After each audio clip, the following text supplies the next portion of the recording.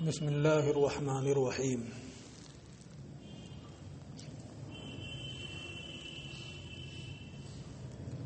ولما فرغ المصنف عن تعریف الخاص وتقسیمہ شرع فی بیان حکمہ فقال۔ مصنف علیہ الرحمہ خاص کی تعریف اور اس کی تقسیم سے فارغ ہوئے، یعنی تعریف بھی خاص کی انہوں نے کر دیا ہے، اس کی کتنی قسمیں ہیں اسے بھی بتا دیا ہے۔ تو جب دونوں چیزیں ہو گئیں تو اب یہاں سے شرع فی بیان حکمہ، حکم خاص کے بیان کا آغاز کیا۔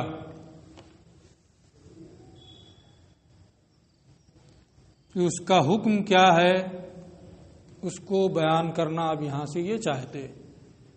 فقال، چنانچہ حکم خاص کے بیان کے لیے انہوں نے فرمایا وہ حکمہ ان یتناول المخصوص قطعا، وہ حکمہ اور خاص کا حکم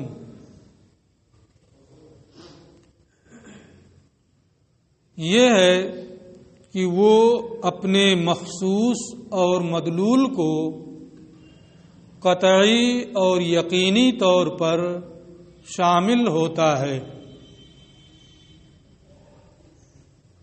اے اثرہ المترتب علیہ،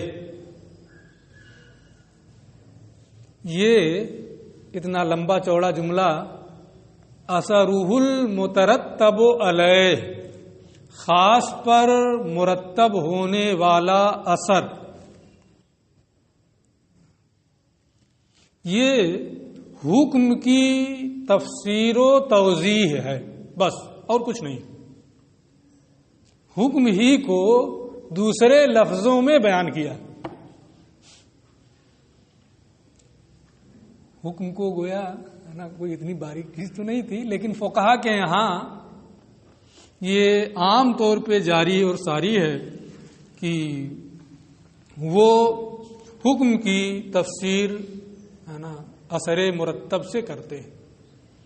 تو اسی کے پیش نظر یہاں بھی انہوں نے حکم کی تفسیر و توضیح کرتے ہوئے یہ فرمایا اثرہ المترتب علیہ، خاص کا حکم یعنی خاص پر مرتب ہونے والا اثر، چاہے یہ کہیں یا وہ کہیں بات برابر ہے نا۔ کیا ہے؟ ان یتناول المخصوص الذی ہوا مدلولہ قطعا بحیث یقطع احتمال الغیر، یہ ہے کہ وہ اپنے اس مخصوص کو جو اس کا مدلول ہے قطعی طور پر شامل ہو، وہ اپنے مخصوص کو جو اس کا مدلول ہے اسے قطعی طور پر شامل ہو، مخصوص سے کہ وہ اپنے مخصوص کو قطعی طور پر شامل ہو۔ ذہن کا تبادر، اس بات کی تبادر یعنی جانا ہے نا، تبادر ذہنی اسی کو بولتے ہیں کہ جلدی سے ذہن جہاں پہنچ جائے اسی کو کیا بولتے ہیں؟ تبادر ذہنی۔ تو مخصوص کے لفظ سے ذہن اس بات کی طرف جاتا ہے کہ وہ امر جزئی ہوگا، مخصوص ہے تو کیا ہوگا؟ امر جزئی ہوگا. اس بات کی طرف ذہن کا تبادر ہوتا ہے. اس لیے انہیں مخصوص کی بھی وضاحت کرنی پڑی اور یہ کہنا پڑا الذی ہوا مدلولہ، کہ خاص اپنے مخصوص کو، یعنی جو خاص کا مدلول ہے، مخصوص سے آپ کا ذہن اس بات کی طرف نہ جائے کہ وہ امر جزئی ہی ہوگا، بلکہ وہ امر جزئی ہو، مشخص و معین ہو، یا امر کلی ہو. خاص کا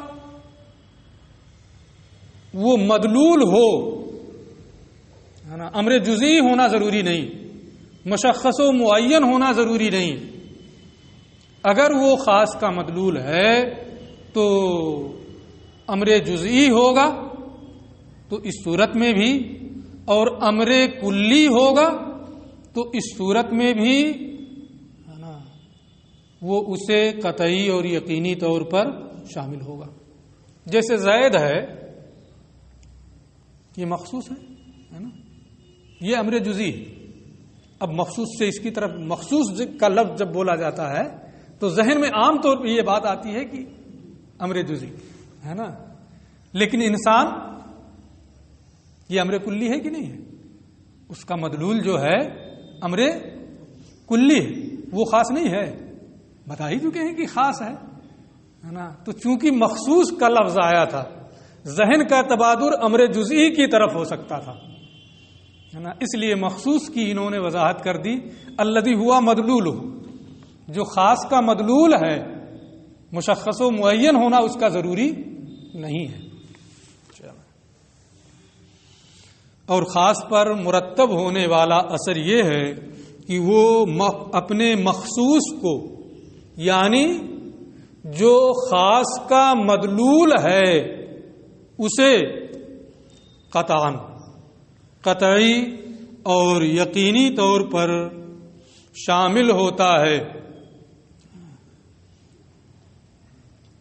بحیث یقطع احتمال الغیر، اس طور سے کہ وہ غیر کے احتمال کو ختم کر دیتا ہے. ایک تو یہ کہ غیر کے احتمال کی مطلقاً نفی ہو جائے، اور ایک یہ ہے کہ غیر کے اس احتمال کی نفی ہو جائے جو ناشی عن دلیل ہے. غیر کے ایسے احتمال کی نفی ہو جائے جو دلیل کی بنیاد پر پیدا ہوا ہے. ناشی عن دلیل ہے نا. غیر کے اس احتمال کی نفی ہو جائے جو دلیل کی وجہ سے پیدا ہوا. تو یہاں جو یہ کہہ رہے ہیں کہ وہ قطعی اور یقینی طور پر اپنے مخصوص کو شامل ہوتا ہے، اپنے مدلول کو شامل ہوتا ہے، اور غیر کے احتمال کو ختم کر دیتا، یعنی اس احتمال کی نفی کر دیتا ہے جو ناشی عن دلیل ہو، اس احتمال کی نفی کر دیتا ہے جو مطلق والا معنی یہاں مراد نہیں ہے نا. ناشی عن دلیل، دلیل سے پیدا ہونے والے احتمال غیر کی وہ نفی کر دیتا ہے.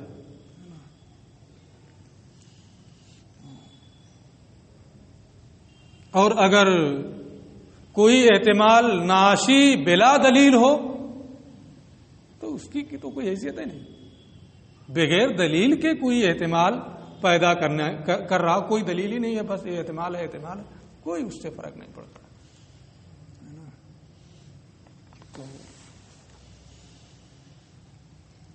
جیسے اگر کوئی لفظ ہے، اس لفظ سے آپ مجازی معنی مراد لے رہے ہیں، تو مجازی معنی مراد لینے کے لیے قرینہ چاہیے نا. کوئی قرینہ نہیں ہے، بغیر قرینے کے آپ کہہ رہے ہیں کہ اس کا مجازی معنی مراد ہے. تو یہ ناشی بلا دلیل ہے، یہ بغیر دلیل کے پیدا ہونے والا احتمال ہے، یہ قطعی ہونے کے منافی نہیں ہے۔ اگر اس طرح کے احتمال آپ نکال رہے ہیں تو نکالتے رہیں، ہے نا، وہ قطعی رہے گا۔ لیکن اگر کوئی احتمال دلیل کی بنیاد پر پیدا ہو تو وہ قطعیت کے منافی ہوتا ہے۔ اسی لیے یہاں جو نفی کی گئی ہے نا، بحیث یقطع احتمال الغیر، خاص اپنے مخصوص کو قطعی طور پر شامل ہوتا ہے، یعنی وہ احتمال ایسے غیر کا احتمال جو ناشی عن دلیل ہو، ہے نا، اس کے احتمال کو کیا ہے، اس نفی کر دیتا ہے، اس کو ختم کر دیتا ہے۔ یہ خاص کا حکم ہے۔ ٹھیک ہے، یہ بات پوری ہو گئی۔ اب ایک مثال یہ دے رہے ہیں، ابھی ہم مزید اس کی کچھ اور وضاحت کریں گے آگے چل کے۔ فَإِذَا قُلْنَا زَيْدٌ عَالِمٌ فَزَيْدٌ خَاصٌ لَا يَحْتَمِلُ غَيْرَهُ احتمالا ناشیا عن دلیل، تو جب ہم نے یہ کہا زید عالم، زید عالم، تو زید پر عالم ہونے کا ہم حکم لگا رہے ہیں، اس میں زید بھی خاص ہے نا، عالم بھی خاص ہے، دونوں خاص، پھر دونوں کے مجموعے سے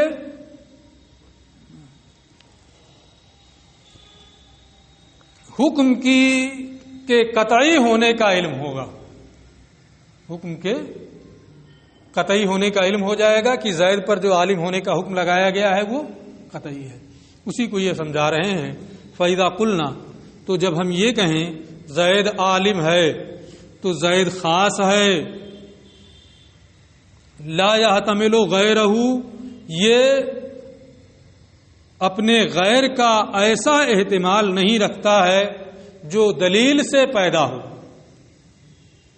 ہے نا۔ یہاں کوئی قرینہ ہے مجاز کا؟ کوئی قرینہ نہیں ہے، اس کے باوجود کہہ رہے ہیں کہ اس نے کہا تو ہے زید عالم، لیکن مراد ہے کہ زید کا دوست عالم۔ کیوں مراد ہے؟ تو یہ ایسے احتمال کو، یہ اپنے غیر کا ایسا احتمال نہیں رکھتا ہے کہ جو دلیل سے پیدا ہوا۔ وعالم ایضا خاص، عالم بھی خاص ہے، لا يحتمل غیرہ کذالک، اسی طرح سے وہ بھی اپنے غیر کا ایسا احتمال نہیں رکھتا ہے جو دلیل سے پیدا ہوا، دلیل سے پیدا ہونے والے، ہے نا، پیدا ہونے والا احتمال، ہے نا، اس میں نہیں ہے۔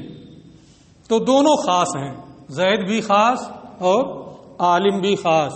فَكُلُّ وَاحِدٍ مِّنَ الْكَلِمَتَيْنِ يَتَنَاوَلُ مَدْلُولَهُ قطعاً، جب دونوں خاص ہیں تو دونوں اپنے مدلول کو قطعی اور یقینی طور پر شامل ہوں گے، ہے نا، پڑھ کے آ ہی رہے ہیں، اب یہ سب منطبق ہوتا جائے گا۔ بس ابتدا ہی میں بنیاد ہوتی ہے کہ ابتدا اگر آپ سمجھ گئے تو اب اسی پہ منطبق کرتے چلے جائیں۔ فَكُلُّ وَاحِدٍ مِّنَ الْكَلِمَتَيْنِ، تو جب دونوں کلمے خاص ہیں تو دونوں میں سے ہر ایک اپنے مدلول کو قطعی اور یقینی طور پر شامل ہوگا۔ فَثَبَتَ مِن مَجْمُوعِ الْكَلَامِ، اور پھر مجموعہ کلام سے حکم کی قطعیت، یعنی زید پر عالم ہونے کا حکم جو ہے اس واسطے سے ثابت ہو جائے گا۔ فثبت من مجموع الکلام، تو اس مجموعہ کلام سے حکم کی قطعیت ثابت ہو جائے گی۔ کیا مطلب حکم کی قطعیت؟ یعنی چونکہ دونوں خاص ہیں، دونوں اپنے مدلول کو قطعی اور یقینی طور پر شامل ہیں، تو اس واسطے سے زید پر عالم ہونے کا جو حکم ہے اس کا قطعی ہونا بھی ثابت ہو جائے گا۔ چونکہ دونوں خاص، دونوں اپنے مدلول کو قطعی اور یقینی طور پر شامل، تو مجموعہ کلام یعنی زید عالم بھی کیا ہے، ان دونوں کے واسطے سے قطعی طور پر ثابت ہوگا۔ یہ ہو گیا۔ پھر اس کے بعد یہ فرماتے ہیں ولا يحتمل البیان لکونہ بینا، اور خاص بذات خود واضح ہوتا ہے. میں بار بار بولوں گا بین بنفسہ ہی ہوتا ہے نا، لیکن ایک مرتبہ ترجمہ بھی کر دیا کرتا ہوں میں کہ اپنی ذات ہی سے وہ واضح ہوتا ہے نا. یہ بین بنفسہ کا ترجمہ. اور خاص یہ بیان کا احتمال نہیں رکھتا ہے. کیوں بیان کا احتمال نہیں رکھتا ہے؟ تفسیر کا احتمال نہیں رکھتا ہے. کیوں تفسیر کا احتمال نہیں رکھتا ہے؟ کیونکہ وہ بین بنفسہ ہی ہوتا ہے.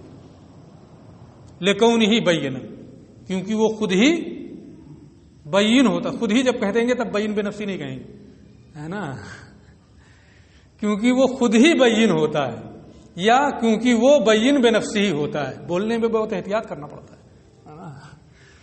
تو لا يحتمل البیان، وہ بیان کا احتمال نہیں رکھتا ہے. لکونہ بینا، کیونکہ وہ بین بنفسہ ہی ہوتا ہے. ٹھیک ہے، تو بین بنفسہ ہونے کی وجہ سے وہ احتمال بیان نہیں رکھتا. اب اس پہ شارح علیہ الرحمہ فرماتے ہیں کہ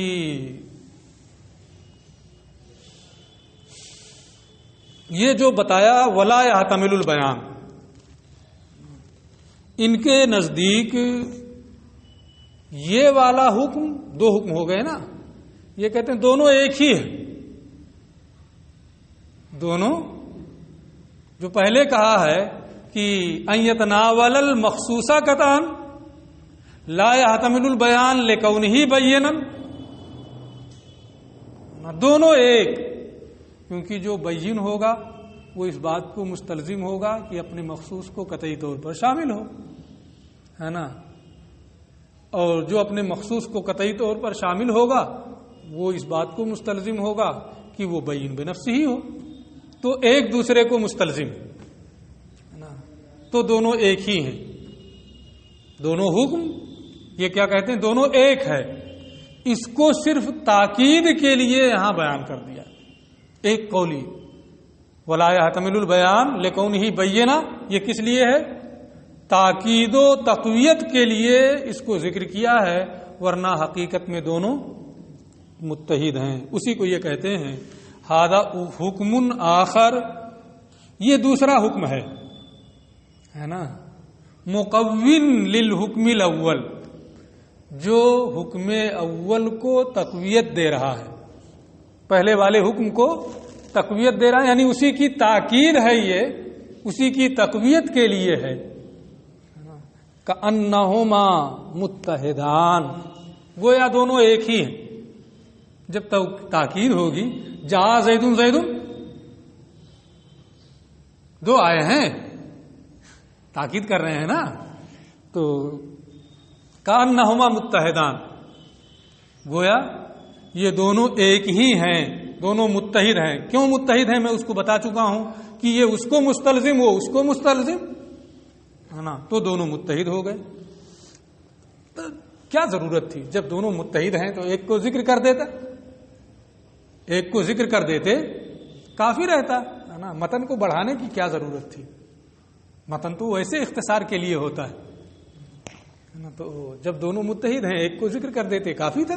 کہتے نہیں، پہلا والا جو ہے کیا نام ہے، یتناول المخصوص قطعا، یہ بیان مذہب کے لیے ہے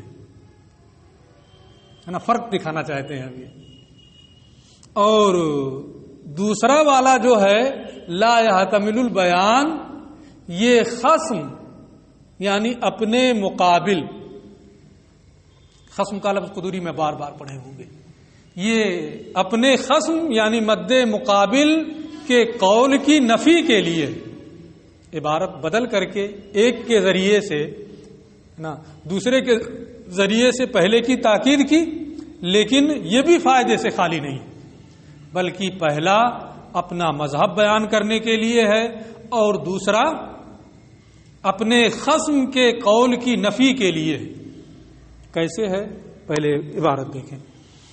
ولیکن الاول، لیکن پہلا یہ بیان مذہب کے لیے ہے، اپنے مذہب کو بیان کرنے کی ہمارا مذہب یہ ہے کہ خاص اپنے مخصوص یعنی مدلول کو قطعی اور یقینی طور پر شامل ہوتا ہے. اور دوسرا خصم کے قول کی نفی کے لیے ہے، کیونکہ امام شافعی رحمۃ اللہ تعالی وغیرہ نے یہ فرمایا ہے کہ خاص جو ہوتا ہے وہ بیان کا احتمال رکھتا ہے نا، وہ بیان کا احتمال رکھتا ہے. تو پہلے والے میں نفی ہوئی تھی، اپنے مخصوص کو قطعی طور پر شامل ہوتا ہے، بیان کا احتمال رکھتا ہے کہ نہیں، وہاں اس کا بیان نہیں آیا تھا، ہے نا. تو صراحت کے ساتھ خصم کے قول کی نفی کے لیے یہاں انہوں نے یہ بھی فرمایا کہ وہ بین بنفسہ ہی ہونے کی وجہ سے بیان کا احتمال نہیں رکھتا ہے. تو یہ دوسرا جو ہے اگرچہ اول کی تقویت کے لیے ہے لیکن یہ خصم کے قول کی نفی کے لیے بھی ہے. دوسرا فائدہ یہ ہے وَلِتَمْہِیدِ التَّفْرِیعَاتِ الْآتِیَہ، یہ 7 تفریعات انہوں نے کی ہیں حکم خاص کی، 3 اس حکم ثانی کی اور 4 بعد میں حکم اول کی. یہ یاد رہے میں کیا بول رہا ہوں، اسی ترتیب پر اسی ترتیب سے پڑھنا بھی ہے. 3 تفریعات شروع کی، لا يحتمل البیان لکونہ بینہ سے متعلق، پھر 3 کے بعد 4 تفریعات جو آئیں گی ہے نا یتناول المخصوصہ قطعاً سے متعلق، ہے نا. اگر کہیں فرق ہوگا ہے نا تو مجھے ٹوکیے گا بعد میں، ہے نا، تاکہ کوشش کریں کہ صحیح ہو جائے. کوشش تو یہی ہے کہ صحیح رہے، منطبق رہے، لیکن ابھی بہت لمبی بحث ہے تو کہاں کیا ہوگا اللہ بہتر جانے. بہرحال یہ کہتے ہیں وَلِتَمْہِیدِ التَّفْرِیعَاتِ الْآتِیَہ، آنے والی ابتدا کی 3 تفریعات کی تمہید کے لیے اسے ذکر کیا. 2 فائدے ہو گئے نا، ایک قول خصم کی نفی کے لیے اس کو ذکر کیا، ابتدا میں جو 3 تفریعات ہیں ان کی تمہید کے لیے اسے ذکر کیا. یعنی خاص بیان تفسیر کا احتمال نہیں رکھتا ہے، خاص توضیح و تفسیر کا احتمال کہ اس کی توضیح کی جائے تب سمجھ میں آئے، اس کی تفسیر کی جائے تب سمجھ میں آئے. جیسے کہ مجمل میں ہوتا ہے، وہ بیان مجمل کا محتاج ہوتا ہے، اسی کو کیا کہتے ہیں تفسیر. تفسیر مجمل کا محتاج ہوتا ہے. اگر مجمل کی طرف سے تفسیر نہ آئے تو وہ واضح نہیں ہوگا، سمجھ میں نہیں آئے گا، ہے نا. تو خاص بین بے نفس ہی ہوتا ہے، وہ بیان تفسیر یعنی تفسیر و توضیح کا احتمال نہیں رکھتا ہے کیونکہ وہ خود ہی بین ہے. فہو مقابل للمجمل، لہذا خاص یہ مجمل کا مقابل ہوگا. حیث یحتاج الی بیان المجمل، کہ مجمل یہ بیان مجمل کا محتاج ہوتا ہے. مجمل کی تفسیر، مجمل کی جانب سے تفسیر کا مجمل محتاج ہوتا ہے، لیکن خاص بین بے نفس ہی ہے، لہذا وہ کسی کے بیان کا محتاج نہیں ہوگا، بیان تفسیر کا محتاج نہیں ہے، وہاں تفسیر کی کوئی ضرورت نہیں. تو یہ خاص کے مجمل کے مقابل ہوگا. تو یہ تو ہوا کہ بیان کا احتمال نہیں رکھتا ہے. کیا مطلب کس بیان کا؟ کس بیان کا احتمال نہیں رکھتا ہے؟ بیان تفسیر کا احتمال نہیں رکھتا ہے. کس کا احتمال نہیں رکھتا ہے؟ بیان تفسیر کا احتمال نہیں رکھتا ہے. بیان کی کئی قسمیں ہوتی ہیں، ایک بیان تفسیر ہے، ایک بیان تبدیل ہے، ایک بیان تغییر ہے، ایک بیان تقریر ہے. خاص صرف بیان تفسیر کا احتمال نہیں رکھتا ہے نا. بیان تقریر، بیان تغییر اس کا احتمال رکھتا ہے، اسی کو آگے بیان کر رہے ہیں. وَأَمَّا بَيَانُ التَّقْرِيرِ وَالتَّغْيِيرِ، لیکن بیان تقریر یعنی بیان تقریر کہتے ہیں کہ کلام کو ایسی چیز سے مؤکد کرنا، کلام کو ایسی چیز سے مؤکد کرنا کہ جس سے مجاز کا احتمال ختم ہو جائے. جیسے جاءنی زید النفس، اب یہاں مجاز کا احتمال لگے، مجاز کا احتمال ختم ہو گیا. یہ بیان تقریر ہے نا. تو خاص جو ہے وہ بیان تقریر کا احتمال رکھتا ہے. فیحتملہ الخاص، تو خاص ان دونوں کا احتمال رکھتا ہے. ایک کی وضاحت میں نے کر دی. بیان تغییر کہتے ہیں کہ کسی کلام میں ایسی چیز کو ذکر کرنا جس سے سابق میں مذکور حکم بدل جائے. اس کو بھی قدوری میں آپ پڑھ چکے ہیں لیکن یاد نہیں رہتا ہے. جیسے کہا انت طالقن ان دخلت الدار، سابق میں حکم مذکور ہوا تھا انت طالقن، لیکن جب کہہ دیا ان دخلت الدار حکم بدل گیا کہ نہیں بدل گیا؟ یہ بیان ہے تغییر ہے نا. تو یہ کہتے ہیں کہ بیان تقریر اور بیان تغییر خاص ان دونوں کا احتمال لگتا ہے. کیوں؟ لأنہ لا ينافی القطعیت، کیونکہ یہ قطعی ہونے کے منافی نہیں. جو قطعی ہونے کے منافی ہوگا خاص اس کا احتمال نہیں رکھے گا. بیان تفسیر قطعی ہونے کے منافی ہے، لہذا خاص اس کا احتمال نہیں رکھے گا. بیان تقریر اور بیان تغییر یہ قطعی ہونے کے منافی نہیں ہے، لہذا خاص اس کا احتمال رکھے گا. فإن بیان التقریر ہے، کیونکہ بیان تقریر بلا دلیل پیدا ہونے والے احتمال کو ختم کر دیتا ہے. اس نے کہا تھا جاءنی زید، وہ کہہ رہا ہے زید اور اس کے دوست میں تعلق ہے، اس لیے زید کہہ کر کے دوست مراد لے رہا ہے نا، بغیر دلیل کے ہے نا. تو اس بغیر دلیل کے پیدا ہونے والے احتمال کو بھی نفسو ختم کر دے رہا ہے نا. اور پھر وہ محکم ہو جاتا ہے. کیا ہو جائے گا؟ محکم ہو جائے گا.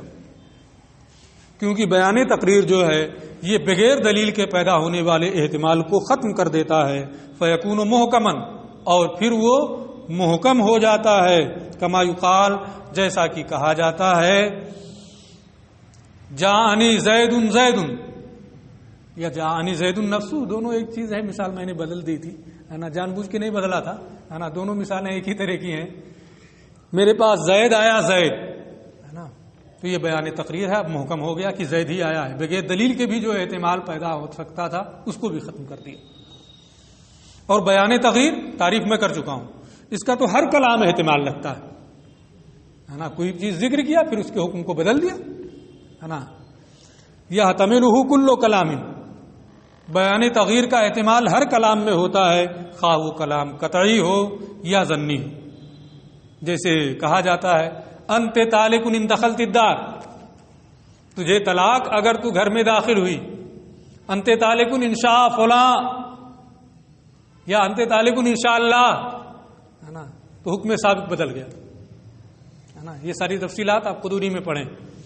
تو یہ بیان تغییر ہے، اور بیان تغییر کا احتمال ہر کلام میں ہوتا ہے تو خاص میں بھی ہوگا، اور یہ قطعی ہونے کے منافی نہیں ہے. لہذا خاص اگر بیان تغییر کا احتمال لگتا ہے تو کوئی فرق نہیں پڑے گا. وہکذا بیان التبدیل، اسی طریقے سے بیان تبدیل یعنی نسخ، بیان تبدیل یعنی نسخ. نسخ یہ ہمارے حق میں تو تبدیل ہے. کوئی حکم نازل ہوا پھر اس کے بعد وہ منسوخ ہو گیا تو ہمارے حق میں کیا ہے؟ وہ تبدیل ہے. لیکن صاحب شرع کے حق میں وہ بیان ہے، کیونکہ صاحب شرع نے کوئی حکم نازل کیا اور وہ یہ ہے کہ یہ اس کی مدت اتنے دن تک ہے، پھر یہ حکم ختم ہو کر کے دوسرا حکم آئے گا ہے نا. تو جب دوسرا حکم آتا ہے تو یہ تغییر نہیں ہے بلکہ حکم اول کے ختم ہونے کی مدت کا بیان ہے. حکم اول کے ختم ہونے کی مدت کا بیان ہے جو علم الہی میں تھا. تو ہمارے حق میں تو یہ تبدیل ہے، اس لیے تبدیل بول رہے ہیں، ورنہ صاحب شرع کے حق میں یہ کیا ہے؟ بیان ہے نا. حکم اول کی مدت کے انتہا کا بیان، کہ اس کی مدت جتنی تھی وہ ختم ہو گئی لیکن ظاہر نہیں تھا، اس لیے ہمارے حق میں تو وہ تبدیل ہی ہے. اور اس تبدیل کا احتمال کیا نام ہے کب تک رہے گا؟ نسخ کا احتمال رسول کی زندگی تک، ہے نا. جب آپ نہیں رہے اس دنیا میں ظاہری طور پر تو اب نسخ کا معاملہ بھی ختم، اب کوئی حکم منسوخ نہیں ہوگا. یا منسوخ کوئی کر سکتا ہے؟ نہیں کر سکتا، ہے نا. یہ کہتے ہیں اسی طریقے سے بیان تبدیل، ہے نا، خاص اس کا بھی احتمال رکھتا ہے. لیکن اب رسول کریم کی اس دنیا سے ظاہری طور پر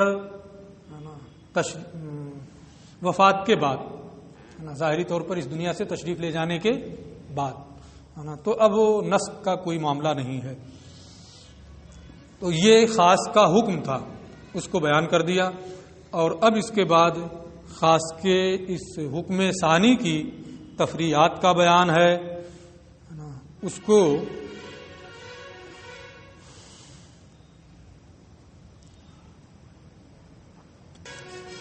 کل پڑھیں گے، جیسا بھی